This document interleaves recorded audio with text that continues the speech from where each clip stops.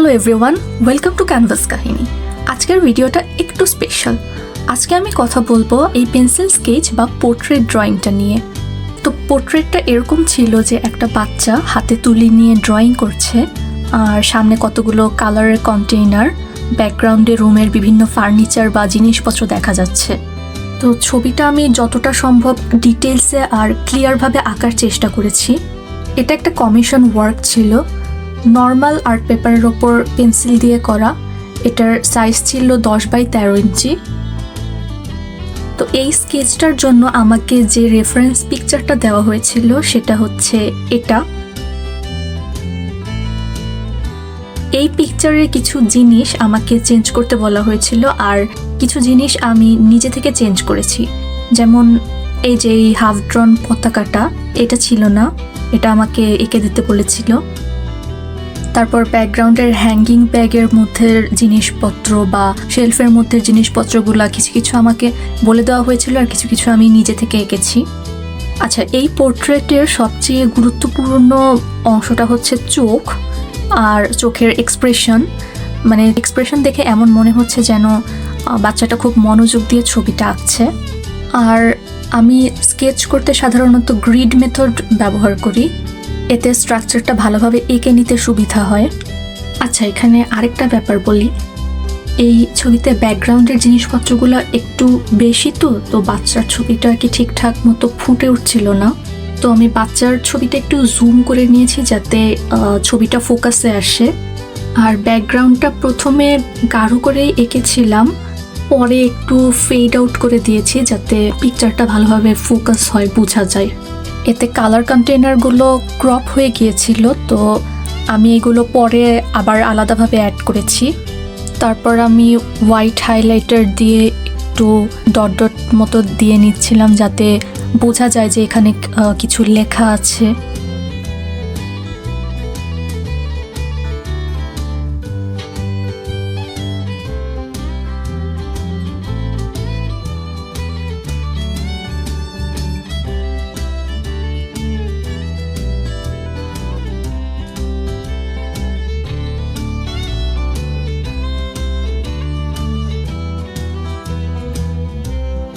এই বক্সের সেকশনগুলো বোঝা যাচ্ছিল না, তো আমি এটা নিজের মতো দিয়েছি।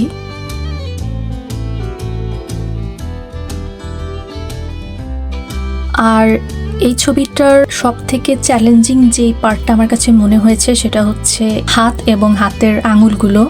এটা আমি কোনোভাবে আয়ত্তে আনতে পারছিলাম না, মনে হয় 4-5 বার আমার এটা মুছতে হয়েছে। তো ছবি আঁকার মধ্যে এরকম কিছু চ্যালেঞ্জিং ব্যাপার থাকলে আসলে ভালোই লাগে, মনে হয় যে না আমি পেরেছি নতুন কিছু একটা করতে। হাতের আঙুল আঁকা এটা তো অনেকেই পারে, কিন্তু আমার কাছে এই অ্যাঙ্গেলটার জন্য আর কি একটু চ্যালেঞ্জিং মনে হয়েছিল। যাই হোক,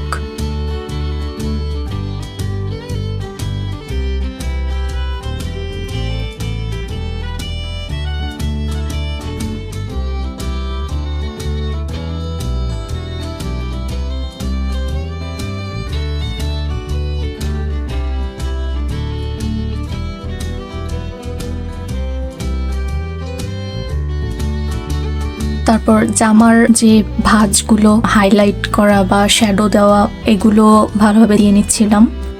আচ্ছা, এখানে বলে রাখি, পেপারটা জেসো কোটেড ছিল। পেপারটাকে সম্পূর্ণ সাদা করার জন্য আমি জেসো দিয়ে নিয়েছিলাম, নইলে স্কেচটা আরও স্মুথ হতো, হয়তো গ্রেইনসগুলো অ্যাটলিস্ট কম হতো। তো এক্সপেরিমেন্ট তো চলতেই থাকবে, ভুল থেকেই শিখবো। আর এই প্লেটটাতেও কিছু চেঞ্জ করেছিলাম।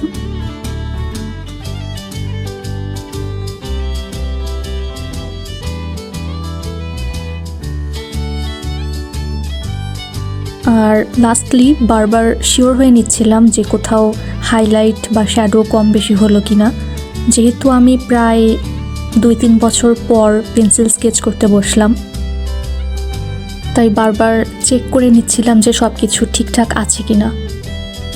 তো এই ছিল আমার পোর্ট্রেট ড্রয়িং। আর আপনারা যদি এরকম পোর্ট্রেট অর্ডার করতে চান বা যে কোনো ধরনের কাস্টমাইজড ড্রয়িং অর্ডার করতে চান, তাহলে আমাকে মেইল করতে পারেন। মেইল অ্যাড্রেস স্ক্রিনে দেওয়া আছে। আর আমার ফেসবুক পেজে ফলো করতে পারেন, আমাকে ইনস্টাগ্রামে ফলো করতে পারেন। আর ভিডিওটা ভালো লাগলে লাইক, কমেন্ট, শেয়ার, সাবস্ক্রাইব করে দেবেন। Thank you.